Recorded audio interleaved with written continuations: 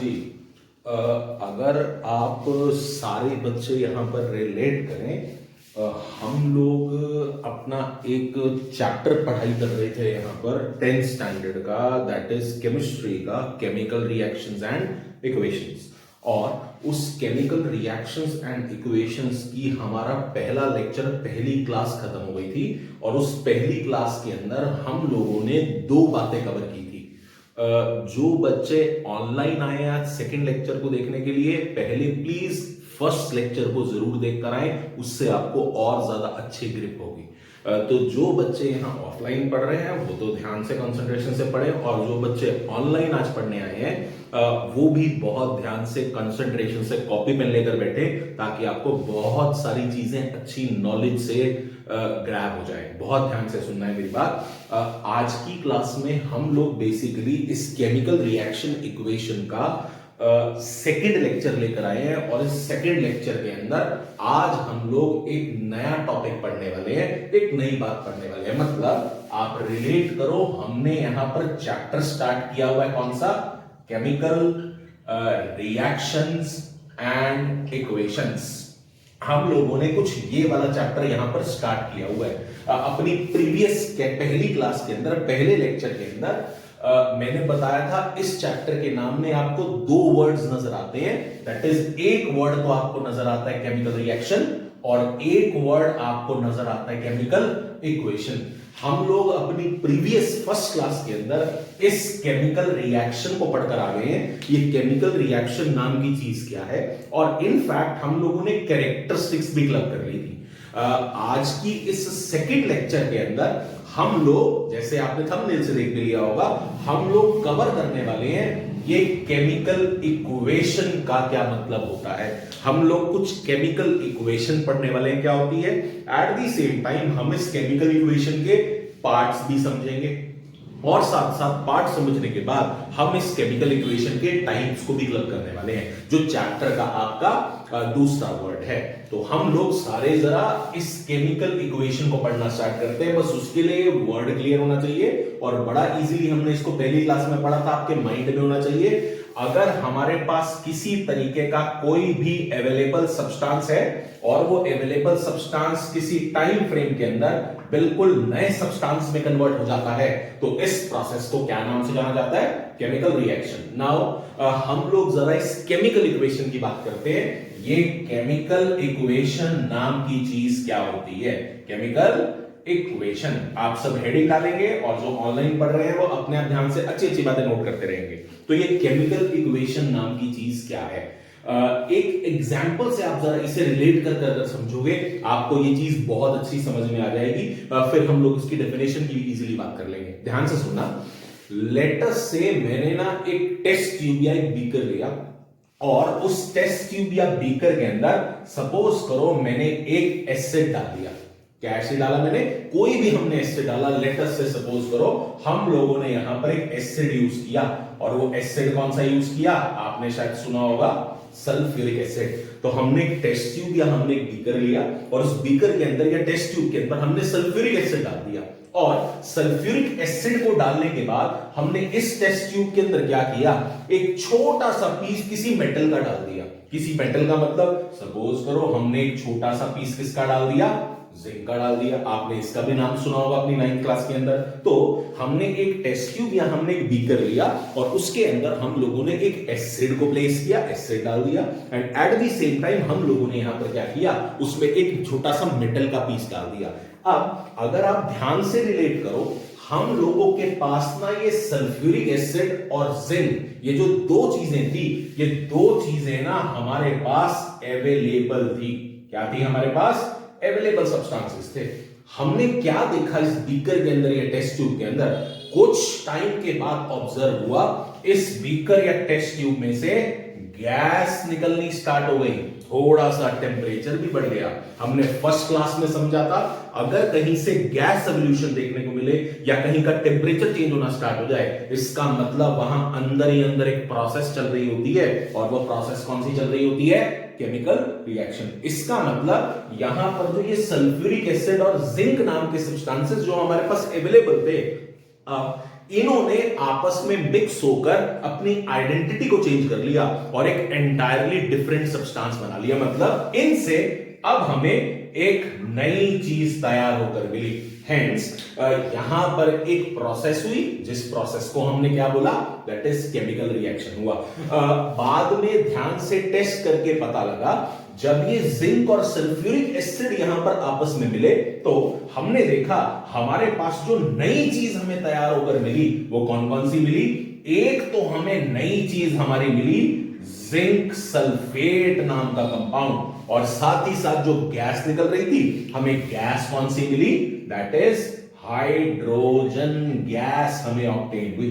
इसका मतलब हमारे पास जिंक और सल्फ्यूरिक एसिड अवेलेबल सब्सटेंसेस थे और इन अवेलेबल सब्सटेंसेस ने आपस में मिक्स होने के बाद अपनी प्रॉपर्टीज को चेंज किया, एंटायरली एक डिफरेंट नए सब्सटेंसेस बना दिए। और वो डिफरेंट नए सब्सटेंसेस क्या बना दिए, जिंक सल्फेट बना दिया, और साथ में कौन सी गैस निकाली यहां पर, हाइड्रोजन। अब गैस निकली, टेम्परेचर बदला तो हमें पता लगा यहां केमिकल रिएक्शन हुआ है। इसका मतलब ये जो सामने मैंने आपको अभी एग्जांपल बताया, इस एग्जांपल के अंदर एक केमिकल रिएक्शन हो रहा है।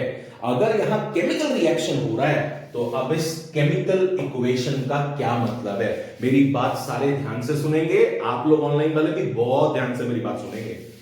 अगर कभी किसी जगह पर कोई केमिकल रिएक्शन हो रहा होता है तो उस केमिकल रिएक्शन को हम बार बार इंग्लिश लेटर से लिखकर डिस्क्राइब नहीं करते। मतलब अब बेसिकली हम लोग इंग्लिश लेटर्स में नहीं लिखेंगे कि मेरे पास सल्फ्यूरिक एसिड है, हम लोग इंग्लिश लेटर्स में नहीं लिखेंगे मेरे पास ZINC जिंक है, हम लोग इंग्लिश लेटर्स में नहीं लिखेंगे कि हमें कुछ ये चीजें मिली। जब भी कहीं पर कोई केमिकल रिएक्शन हो रहा होता है, उस केमिकल रिएक्शन को हम अल्फाबेट्स में ना लिखकर एक सिंबॉलिक फॉर्म में लिख सकते हैं। इसी सिंबॉलिक फॉर्म को बोला जाता है केमिकल इक्वेशन। मतलब दोबारा सुनो मेरी बात, अगर कहीं पर कोई केमिकल रिएक्शन हो रहा है, आपके पास कुछ चीजें अवेलेबल होंगी और कुछ चीजें आपके पास नहीं बनी होंगी। उन चीजों को अब हम बार बार इंग्लिश लेटर से डिस्क्राइब ना कर उनको सिंबॉलिक फॉर्म में रिप्रेजेंट करते हैं। तो जब भी कभी आप किसी केमिकल रिएक्शन को सिंबॉलिक फॉर्म में रिप्रेजेंट कर दो, सिंबल्स की भाषा में लिख दो, तो उस सिंबॉलिक फॉर्म को केमिकल इक्वेशन के नाम से जाना जाता है। जैसे देखो, इसको कैसे लिखेंगे, अब हमारे पास सल्फ्यूरिक एसिड और जिंक अवेलेबल थे, अब मैं इंग्लिश लेटर्स में ना लिखकर कैसे लिख सकता हूं, मेरे पास एक एसिड था, कौन सा, सल्फ्यूरिक एसिड। अब पढ़ने वाला ये भी समझेगा और पढ़ने वाला ये भी समझ जाएगा, ये हम 9th क्लास में अपनी पढ़कर आए हैं। तो हमारे पास सल्फ्यूरिक एसिड था, साथ ही साथ हमारे पास एक मेटल था और वो कौन सा था, जिंक था। ये दो चीजें हमारे पास अवेलेबल थी, दो चीजें हमारे पास क्या थी, ये अवेलेबल थी। अब इन दोनों चीजों ने आपस में मिक्स होने के बाद एक नई चीज हमें तैयार कर दी, और वो नई चीज हमें क्या तैयार कर दी, जिंक सल्फेट। अब ये जिंक सल्फेट कैसे बनेगा, ये 9th क्लास के क्रॉस वैलेंसी मेथड से डेवलप हो जाएगा। तो हम लोगों को यहां पर क्या मिला, जिंक सल्फेट मिला, और साथ में गैस कौन सी मिली हमें, यहां पर हमें एक गैस मिली, दैट इज हाइड्रोजन गैस। तो हमारे सामने एक केमिकल रिएक्शन हो रहा था, उस केमिकल रिएक्शन को हमने इंग्लिश लेटर्स में ना लिखकर सिंबॉलिक भाषा में लिख दिया।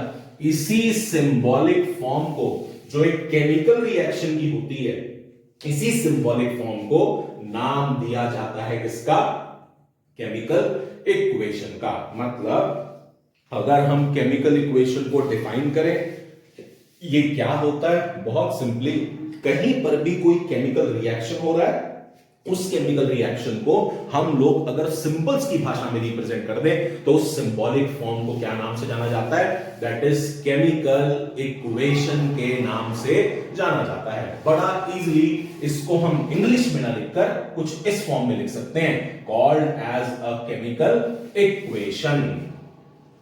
अच्छा, इस चीज को आप लोग ना जरा एक और एग्जाम्पल से समझो, एक और बार समझोगे आपको थोड़ी ये बात और क्लियर हो जाएगी। इस चीज को मैंने सिंबॉलिकली लिख दिया। सपोज करो एक और एग्जाम्पल लेते हैं, एक और एग्जाम्पल कंसीडर करते हैं और उसको भी जरा सिंबल की भाषा में लिखने की कोशिश करते हैं। ध्यान से सुनना मेरी बात, बहुत ध्यान से सुनना। लेटस से हमारे पास ना केमिस्ट्री की लैब में एक बीकर के अंदर हमारे पास एक सब्सटेंस, एक केमिकल अवेलेबल था, और लेटस से हमारे पास वो केमिकल कौन सा अवेलेबल था। सपोज करो हमारे पास फेरस सल्फेट अवेलेबल था। तो ये सब्सटेंस मेरे पास क्या था, अवेलेबल था। हमने क्या किया, ये जो मेरे पास फेरस सल्फेट अवेलेबल था, इस फेरस सल्फेट को एक बीकर या टेस्ट ट्यूब में लिया और इसको हीट करना स्टार्ट कर दिया। अगर मैंने इस फेरस सल्फेट को हीट करना स्टार्ट किया तो मैंने क्या ऑब्जर्व किया, उस बीकर के अंदर जिसके अंदर ये फेरस सल्फेट पड़ा था वहां से कुछ गैस सॉल्यूशन देखने को मिला। अच्छा, अगर यहां पर भी आपको कुछ गैस सॉल्यूशन देखने को मिला, इसका मतलब यहां वो बॉन्ड ब्रेकेज की प्रोसेस हो रही है, जिसकी वजह से यहां प्रोसेस कौन सी फॉर्म्ड हो रही है, दैट इज केमिकल रिएक्शन हो रहा है। बड़ी ऑब्वियस सी बात, क्योंकि हमें गैस सॉल्यूशन देखने को मिला, कैरेक्टरिस्टिक्स ने हमें बताया अगर गैस सॉल्यूशन देखने को मिलता है, हेंस यहां पर एक प्रोसेस हो रही है, कौन सी, केमिकल रिएक्शन। तो हमने क्या ऑब्जर्व किया, जब इस फेरस सल्फेट को हमने हीट किया, इस फेरस सल्फेट ने हमें कुछ नई नई चीजें प्रोवाइड करी। मतलब फेरस सल्फेट ने अपनी प्रॉपर्टीज को बिल्कुल चेंज कर लिया और एंटायरली डिफरेंट प्रॉपर्टीज वाले हमें कुछ सब्सटेंसेस मिले। अब देखो जरा वो कौन कौन से सब्सटेंसेस मिले। जब फेरस सल्फेट को हमने हीट किया तो हमारा अवेलेबल सब्सटेंस, ये सब्सटेंस हमारे पास क्या था, अवेलेबल था। अब ये हमारा अवेलेबल सब्सटेंस हमें क्या क्या नई चीजें दे रहा है, हम लोगों को एक तो यहां नई चीज मिली, फेरिक ऑक्साइड। साथ ही साथ जो यहां पर गैसेस नहीं निकल रही थी, मैं अभी अभी बोल रहा था बीकर से गैसेस निकली, हमें कुछ दो गैसेस भी ऑब्टेन हुई। कौन कौन सी गैसेस मिली हमें, एक हमें गैस मिली सल्फर डाइऑक्साइड और एक हमें गैस मिली सल्फर ट्राइऑक्साइड। तो मतलब ये हमारे पास कुछ अवेलेबल सब्सटेंस था और अवेलेबल सब्सटेंस को हमने जब हीट किया, हीट करने की वजह से ये अवेलेबल सब्सटेंस ने अपनी प्रॉपर्टीज में चेंज किया और हमें तीन नई चीजें बनाकर दी। अब ये अवेलेबल सब्सटेंस नए में कन्वर्ट हो गया। इसका मतलब यहां पर एक प्रोसेस फॉलो हुई, कौन सी, केमिकल रिएक्शन को।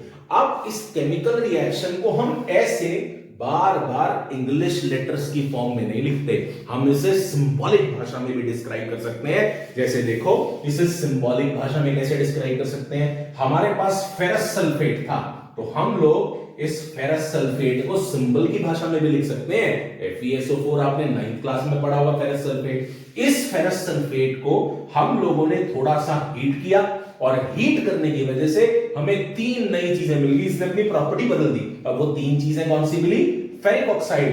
9th क्लास के क्रॉस वैलेंसी मेथड से हम लोग फेरिक ऑक्साइड को बनाकर भी देख सकते हैं। जैसे ये कैसे बनेगा, Fe2O3, ये हमारे पास फेरिक ऑक्साइड बन गया। साथ ही हमारे पास एक गैस ऑब्टेन हुई, सल्फर डाइऑक्साइड, और साथ ही हमारे पास एक गैस ऑब्टेन हुई, सल्फर ट्राइऑक्साइड। हेंस यहां पर कोई अवेलेबल सब्सटेंस था और वो अवेलेबल सब्सटेंस नई चीजों में कन्वर्ट हो गया, केमिकल रिएक्शन हुआ।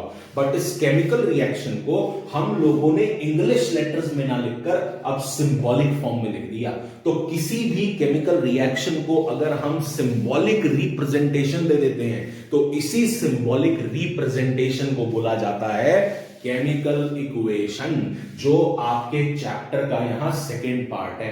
मतलब आप देखो, अभी मैंने आपको दो एग्जांपल्स डिस्क्राइब किए और उन दोनों एग्जांपल्स के अंदर हमने इंग्लिश लेटर्स को प्रेफर नहीं किया, अब हम लोगों ने सिंबॉलिक रिप्रेजेंटेशन का यूज किया। अभी मैंने पीछे का एग्जांपल दिया था, हमारे पास सल्फ्यूरिक एसिड था, अब मैं उसको इंग्लिश लेटर में नहीं लिख रहा। हमारे पास एक मेटल था, कौन सा, जिंक। ये दोनों आपस में मिक्स हो गए और जब ये दोनों आपस में मिक्स हुए हमारे गैस एवोल्यूशन देखने को मिली और एक कंपाउंड मिला, कौन सा, जिंक सल्फेट और गैस कौन सी निकली, हाइड्रोजन गैस। आप देखो यहां पर भी मैंने इस चीज को इंग्लिश लेटर्स में नहीं लिखा, तो कहीं पर भी किसी भी तरीके का कोई केमिकल रिएक्शन अगर हो रहा होता है तो उस केमिकल रिएक्शन को हम सिंबॉलिकली रिप्रेजेंट कर सकते हैं, सिंबल्स की भाषा में लिख सकते हैं। इसी सिंबॉलिक रिप्रेजेंटेशन को यहां नाम दिया जाता है केमिकल इक्वेशन का। इसका मतलब ये भी आपके सामने केमिकल इक्वेशन लिखी गई है और ये भी आपके सामने क्या लिखी गई है, केमिकल इक्वेशन। ऐसी बहुत सारी हमारी बुक्स में दी गई हैं, बहुत सारी हैं, क्योंकि हमने रिएक्शंस पढ़ने हैं, तो रिएक्शन पढ़ने हैं तो ऑब्वियस ही बात है हम उसको सिंबल की भाषा में लिखकर बता सकते हैं। तो बहुत सारी हैं, लेकिन इनिशियली समझने के लिए मैंने आपको ये दो एग्जांपल्स पिकअप किए। तो किसी भी रिएक्शन को आप सिंबॉलिकली लिख सकते हो। एक बात क्लियर रहे, मैं कह रहा हूं यहां रिएक्शन हो रहा है, इसका मतलब अवेलेबल से नया बन रहा है, ये बात नहीं भूलनी। इसका मतलब पुराने बॉन्ड टूट रहे हैं और नए बॉन्ड क्रिएट हो रहे हैं। और ये भी बात नहीं भूलनी, अगर यहां पर पुराने से नई चीजें बन रही है उनको लेटर्स में नहीं अब लिखना, सिंबल्स की भाषा में लिखना है। तो इस सिंबॉलिक फॉर्म को, दैट इज ये जो सिंबल की भाषा का यूज किया हमने, सिंबॉलिक फॉर्म को एक रिएक्शन की बोला जाता है क्या, केमिकल इक्वेशन। हमारे चैप्टर का ये सेकंड वर्ड है और एक बहुत अच्छा और बेस बनाने वाला वर्ड है। अच्छा, अगर आप इस केमिकल इक्वेशन को समझ गए, जरा ध्यान से दो बातें और समझो ताकि हमारा ये जो आज की क्लास का काम है ये थोड़ा सा क्लब हो जाए। अच्छा, आप ध्यान से देखो, हमारे पास एक रिएक्शन हुआ और उस रिएक्शन के अंदर आप ध्यान से ऑब्जर्व करो। मैं पहले फर्स्ट की बात कर रहा हूं, इसकी लेटर से इसको पहला मार्क कर देते हैं। इस फर्स्ट एग्जांपल की आप बात करो, हम लोगों के पास जो सल्फ्यूरिक एसिड और जिंक था ना, जिंक, ये हमारे पास क्या था, अवेलेबल था। अगर ये हमारे पास अवेलेबल था तो हमारे पास ये जो जिंक सल्फेट और हाइड्रोजन बना, ये क्या चीज बनी हमारे पास, नई चीज तैयार हुई। मतलब यहां पर केमिकल रिएक्शन हुआ जिसको मैंने सिंबॉलिक भाषा में लिख दिया। जब भी कभी आप केमिकल इक्वेशन को लिखते हैं, मेरी बात ध्यान से सुनना सारे, जब भी हम कभी भी किसी केमिकल इक्वेशन को लिखते हैं, उस केमिकल इक्वेशन के दो पार्ट्स होते हैं, दो हिस्से होते हैं। वो दो पार्ट्स कौन कौन से होते हैं, एक तो जो हमारे पास अवेलेबल है, एक वो पार्ट है, और जो नया बना है वो दूसरा पार्ट है। तो जब भी कभी आपके सामने कोई केमिकल इक्वेशन नजर आती है, उस केमिकल इक्वेशन के दो पार्ट्स होते हैं। जो अवेलेबल है एक हिस्सा वो बनता है, और जो नया बना है उसको दूसरा हिस्सा या दूसरा पार्ट बोला जाता है। जो भी सब्सटेंसेस हमारे पास अवेलेबल होते हैं, इन अवेलेबल सब्सटेंसेस को एक डिफाइंड नाम से जाना जाता है, इनको बोलते हैं रिएक्टेंट्स। और जो नई चीजें आपके पास तैयार होती हैं, इन नई चीजों को एक डिफाइंड नाम से जाना जाता है, दैट इज प्रोडक्ट्स। हेंस एक रिएक्शन था हमारे पास, उस रिएक्शन को पहले तो हमने सिंबॉलिकली रिप्रेजेंट किया, और सिंबॉलिकली रिप्रेजेंट करने के बाद हमने देखा एक केमिकल इक्वेशन बन गई। इस केमिकल इक्वेशन के अब दो पार्ट्स निकल कर आए, और वो दो पार्ट्स कौन कौन से निकल कर आए, एक पार्ट तो निकल के आया रिएक्टेंट्स, और एक पार्ट हमारे पास निकल कर आया कौन सा, प्रोडक्ट्स। तो कभी कभी ये एक एक मार्क्स में भी पूछ लिए जाते हैं, या वैसे भी आपको पता होना चाहिए, that is all the available substances of a chemical equation, उनको क्या नाम से जाना जाता है, reactants. And all the new substances form, उनको किस नाम से जाना जाता है, प्रोडक्ट्स। बुक में कुछ एक बात और लिखी जाती है क्या, ये जो अवेलेबल सब्सटेंसेस हैं जिनको आप रिएक्टेंट्स बोलते हो, ये हमेशा लेफ्ट हैंड साइड में लिखे जाते हैं। किसकी लेफ्ट हैंड साइड में, इस एरो की। ये एरो इनको सेपरेट कर देती है। और जो हमारे पास नए सब्सटेंस बनते हैं, ये कहां लिखे जाते हैं, राइट हैंड साइड में। किसकी राइट हैंड साइड में, इस एरो की। इसका मतलब एक रिएक्शन हुआ, उस रिएक्शन को हमने सिंबॉलिकली रिप्रेजेंट किया, और सिंबॉलिकली रिप्रेजेंट करने के बाद हम लोगों ने उसके दो पार्ट्स देखे। जो अवेलेबल चीजें हैं लेफ्ट हैंड साइड में लिखी हुई एरो के, उनको रिएक्टेंट्स बोला गया, पहला पार्ट। और जो नई चीजें हमारे पास तैयार हुई, जो राइट हैंड साइड में लिखी गई एरो के, उन नई चीजों को हमने क्या बोला, प्रोडक्ट्स। मतलब इसके दो पार्ट्स होते हैं केमिकल इक्वेशन के, one is called as reactant and other is called as product. आप जरा इसको सेकंड में भी देखो, आपको सेकंड में भी देखकर ये बात पता लगनी चाहिए। आप सेकंड इक्वेशन को जरा ध्यान से देखो, हमारे पास यहां पर एक अवेलेबल सब्सटेंस था, कौन सा? Ferrous sulphate. तो अगर ये फेरस सल्फेट हमारे पास अवेलेबल सब्सटेंस था और अगर ये एरो के लेफ्ट साइड में लिखा हुआ है, इसका मतलब इस अवेलेबल सब्सटेंस को हम क्या बोलेंगे? रिएक्टेंट। मतलब ये हमारे पास रिएक्टेंट है। और एरो के राइट साइड पे जितनी भी नई चीजें बनी है, इन सारी की सारी नई चीजों को हम क्या बोलेंगे? प्रोडक्ट्स। मतलब कोई भी केमिकल इक्वेशन हो, उस केमिकल इक्वेशन के दो हिस्से होते हैं। एरो के लेफ्ट साइड वाला जो हमारे पास अवेलेबल है उनको बोलते हैं रिएक्टेंट, और एरो के राइट साइड वाला जो हमारे पास नया तैयार होता है उनको किस नाम से जाना जाता है? That is product. सो इनको बोला जाता है, these are the parts of chemical equation. जो बच्चे ऑनलाइन कर रहे हैं, कॉपी पेन लेकर आपको जो जो चीजें इंपॉर्टेंट लगती जाती हैं उनको नोट करो, पहले समझो ध्यान से, फिर उसको नोट करो। हम बहुत सारी अच्छी अच्छी बातें यहां समझने वाले हैं और बिल्कुल क्रैमिंग फ्री अप्रोच से समझने वाले हैं, तो इनको जरा ध्यान से समझो। तो केमिकल इक्वेशन के आपके दो पार्ट्स आ गए, रिएक्टेंट्स एंड प्रोडक्ट्स। मतलब समराइज करो, रिएक्शन को पहले सिंबॉलिक फॉर्म में लिख दिया, और सिंबॉलिक फॉर्म में लिखने के बाद उस सिंबॉलिक फॉर्म के दो पार्ट्स नजर आए, रिएक्टेंट्स एंड प्रोडक्ट्स, जो आपके सामने मैंने इन दो एग्जांपल से बताए। अच्छा, जरा इसकी पहचान और करते हैं, जरा और कुछ एग्जांपल देखते हैं, और अब आप जरा खुद एनालाइज करना क्या रिएक्टेंट है और क्या प्रोडक्ट है, ताकि आपको अच्छे से पता लग जाए। हमारे पास लेट अस से नेचर में ना एक एग्जांपल लेता हूं मैं, कार्बन था। कौन था हमारे पास? कार्बन। अब कार्बन को ना मैं इंग्लिश में नहीं लिखूंगा क्योंकि हम सिंबॉलिक फॉर्म पर आ गए हैं, तो मैं CARBON नहीं लिखूंगा, मैं लिखूंगा क्या? हमारे पास एक अवेलेबल सब्सटेंस था, कौन सा? कार्बन। इस कार्बन ने क्या किया? हमारे नेचर के अंदर जो ऑक्सीजन थी उसके साथ ये जुड़ गया, और जुड़ने के बाद इन दोनों ने अपनी प्रॉपर्टीज में एकदम चेंज लाया, और चेंज लाने के बाद एक नया सब्सटेंस क्रिएट कर दिया, कौन सा?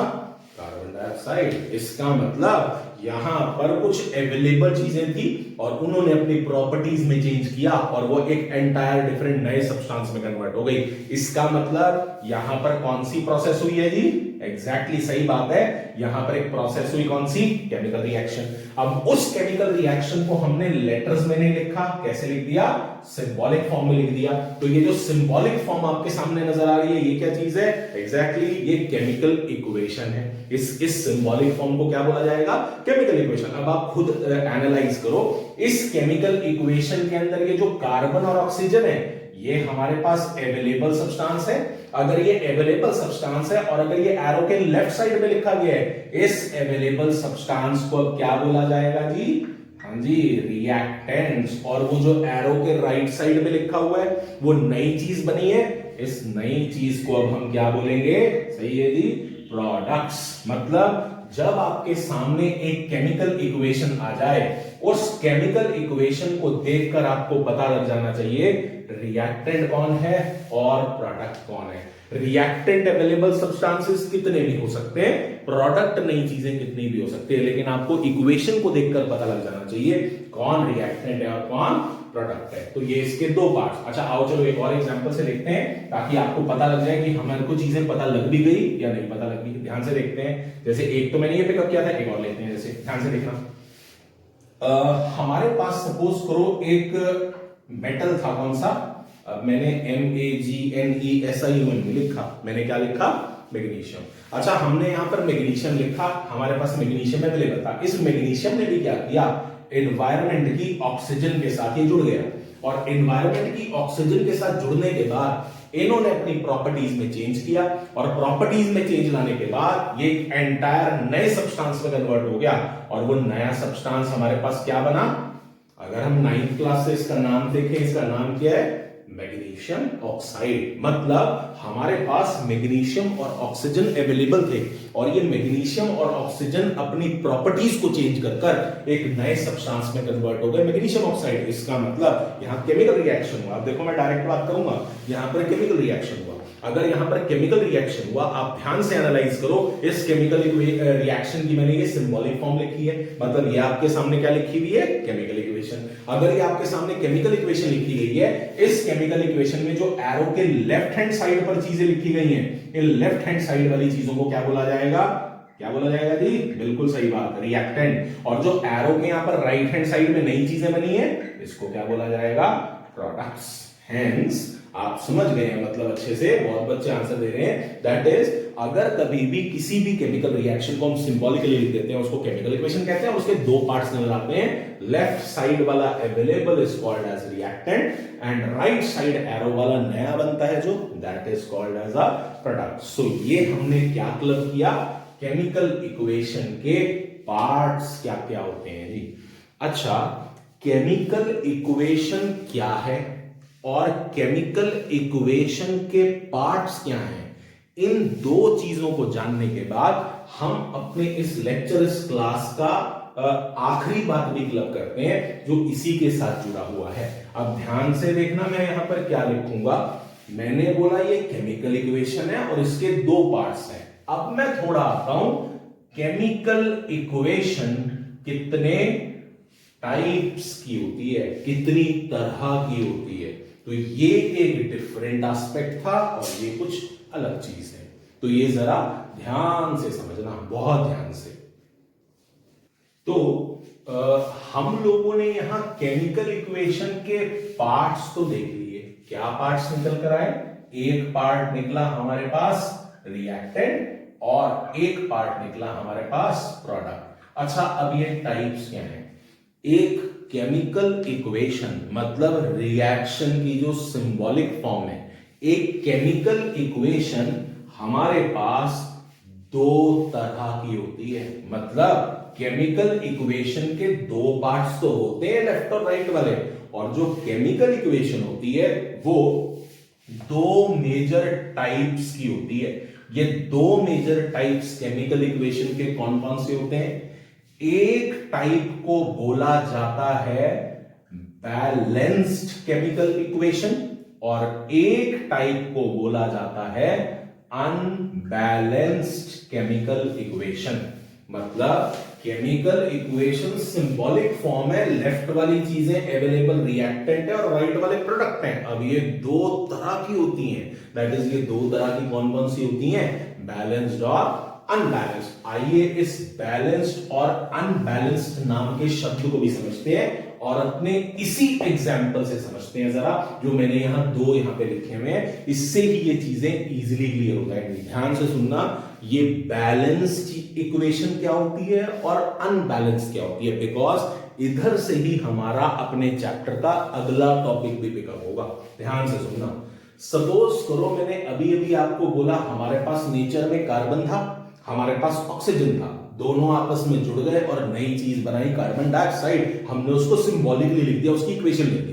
ये अवेलेबल रिएक्टेंट थे और ये नई चीजें क्या बनी, प्रोडक्ट बनी। सिमिलरली यहां पर मैग्नीशियम और ऑक्सीजन अवेलेबल था और नई चीज क्या बनी, मैग्नीशियम ऑक्साइड।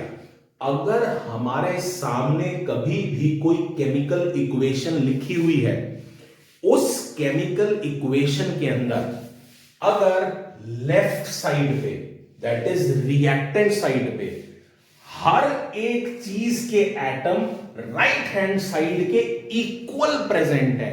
ध्यान से सुनना, कई बार ये एकदम फर्स्ट टाइम की ग्रिप नहीं होती, ध्यान से सुनना।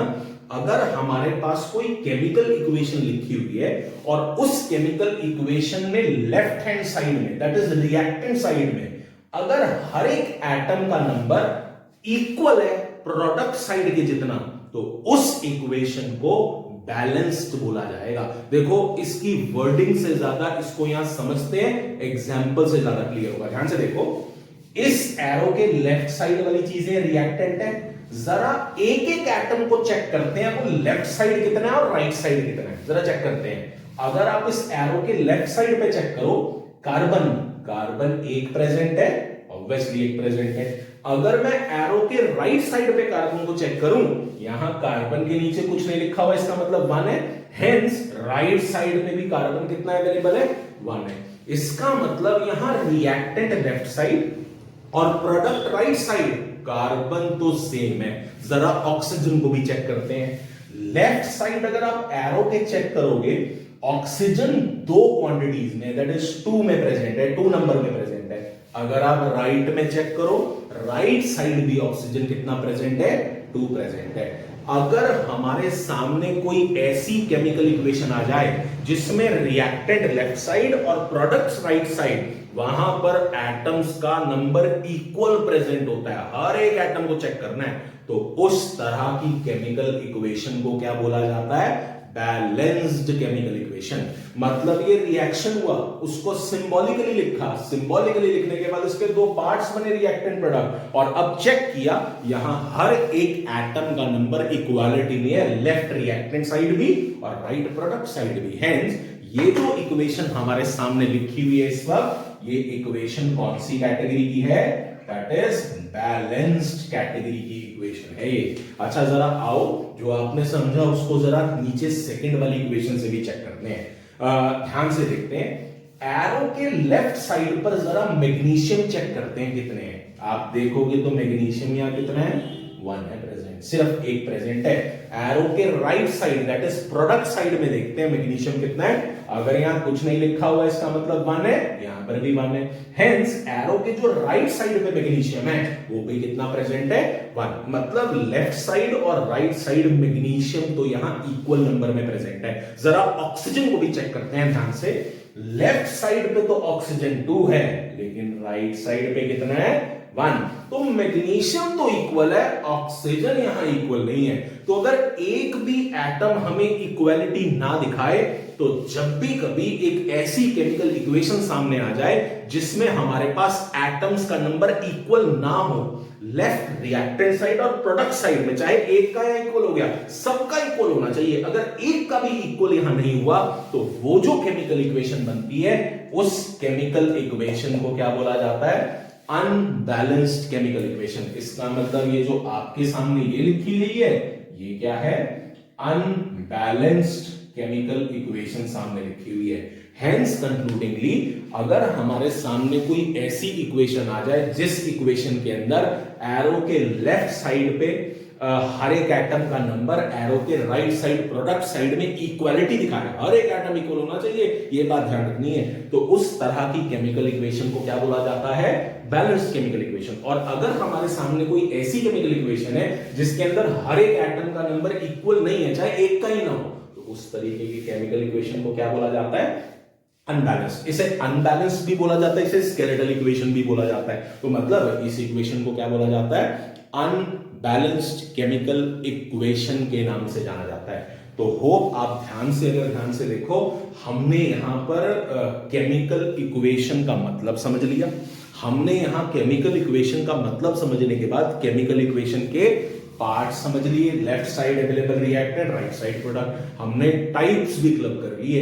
इक्वालिटी हो अगर एटम्स के अंदर, that is called as balanced, और अगर इक्वालिटी ना हो then it will be called as unbalanced chemical equation. चलो आओ जरा एक बार आप खुद चेक करो कि आपको ये बात समझ में आई है या नहीं आई है। चलो मैं आपको एक इक्वेशन देता हूं सामने, और इस इक्वेशन से जरा चेक करो यहां पर क्या क्या चीजें हैं, क्या क्या चीजें नहीं है। ध्यान से देखना, जरा एक बार चेक करना।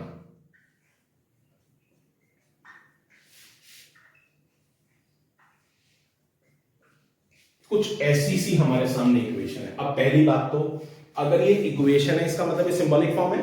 अगर ये सिंबॉलिक फॉर्म है इसका मतलब यहां क्या हुआ होगा, हाँ रिएक्शन हुआ होगा। अच्छा अगर यहां रिएक्शन हुआ है तो जो एरो के लेफ्ट साइड वाली चीजें हैं उन्हें क्या बोला जाएगा, ये रिएक्टेंट है। इसका मतलब यहां रिएक्टेंट कौन कौन है, कैल्शियम ऑक्साइड और वाटर। और यहां पर प्रोडक्ट क्या क्या बने हैं, यहां पर प्रोडक्ट बना है कैल्शियम हाइड्रोक्साइड फॉर्म हुआ है। हेंस ये अवेलेबल रिएक्टेंट है और वो वाली चीजें क्या है, प्रोडक्ट हमारे पास बने हैं। जरा चेक करते हैं यहां पर हर एक एटम का नंबर लेफ्ट राइट साइड पे इक्वल है या नहीं है। मतलब चेक करते हैं ये बैलेंस है नहीं, इसको चेक करना पड़ता है। ध्यान से देखते हैं, लेफ्ट साइड में कैल्शियम 1 है, राइट साइड में भी कैल्शियम कितना अवेलेबल है, 1। नीचे कुछ नहीं लिखा हुआ कैल्शियम के। हेंस लेफ्ट और राइट साइड पे कैल्शियम तो यहां पर क्या है, बैलेंस पड़ा है बिल्कुल। नेक्स्ट एटम पे चलते हैं, ऑक्सीजन। ध्यान से देखो, पूरा लेफ्ट साइड में चेक करना है। एक तो ऑक्सीजन ये रहा और एक ऑक्सीजन ये रहा। इसका मतलब लेफ्ट साइड पे टोटल ऑक्सीजन कितने पड़े हैं, 2 पढ़े हैं, 2 ऑक्सीजन पढ़े हैं। जरा राइट पे भी चेक करते हैं। ब्रैकेट लगाकर बाहर जो 2 होता है 9th क्लास में हम समझते हैं ये हाइड्रोजन के साथ भी काउंट करेगा और ऑक्सीजन के साथ भी काउंट करेगा। इसका मतलब इसने ऑक्सीजन को कितना बना दिया, 2 बना दिया। इसका मतलब राइट हैंड साइड पे भी ऑक्सीजन कितना है, 2 अवेलेबल है। सुनो ध्यान से, अगर ब्रैकेट लगाकर बाहर कोई नंबर लिखा होता है वो नंबर हर एक चीज के साथ काउंट करता है। तो हमारे पास लेफ्ट साइड में भी ऑक्सीजन 2 पड़े, एक ये रहा और एक ये रहा, और राइट साइड में भी कितने पड़े, 2।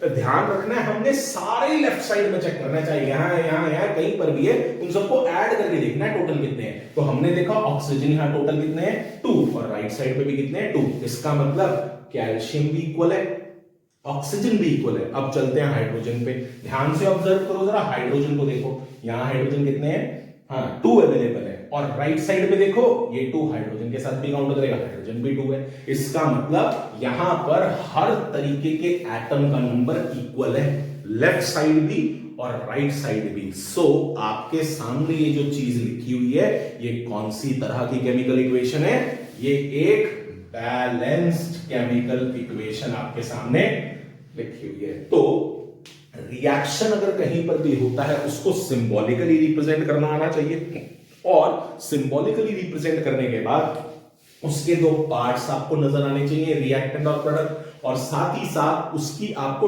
टाइप भी समझ में आना चाहिए कि ये बैलेंस्ड है या फिर ये अनबैलेंस्ड टाइप है। चलो एक और एग्जांपल करते हैं, उससे बहुत अच्छा क्लियर हो जाएगा, ध्यान से देखना। सपोज करो हमारे पास कुछ ऐसी सी इक्वेशन है,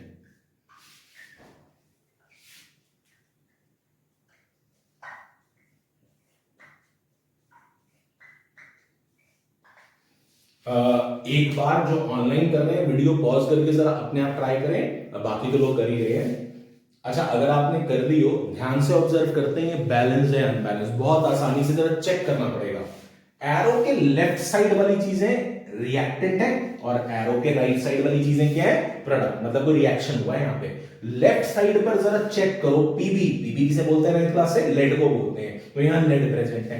राइट साइड में भी लेड कितना है यहाँ पर, दैट इज 1 है। इसका मतलब लेड की तो प्रॉब्लम नहीं है, लेड तो दोनों साइड पे इक्वल है। जरा नाइट्रोजन चेक करते हैं, नाइट्रोजन यहाँ कितना है, अब ये 2 नाइट्रोजन को भी 2 कर देगा, 2 है, और राइट साइड पे नाइट्रोजन कितना है, 1। इसका मतलब यहां पर हर एक एटम इक्वल नहीं है। अगर यहां पर हर एक एटम इक्वल नहीं है, इसका मतलब ये जो मैंने आपके सामने इक्वेशन लिखी है ये कौन सी इक्वेशन की कैटेगरी है, अनबैलेंस्ड। सो अगर हमारे सामने कोई केमिकल इक्वेशन है और उस केमिकल इक्वेशन के अंदर अगर रिएक्टेंट साइड और प्रोडक्ट साइड दोनों जगह पर एटम्स का नंबर हर एक का इक्वालिटी में होता है, उसको तो बोलते हैं बैलेंस्ड, अदरवाइज बोलते हैं अनबैलेंस्ड। तो अपनी आज सेकंड क्लास के अंदर हमने यहां 3 चीजें समझी।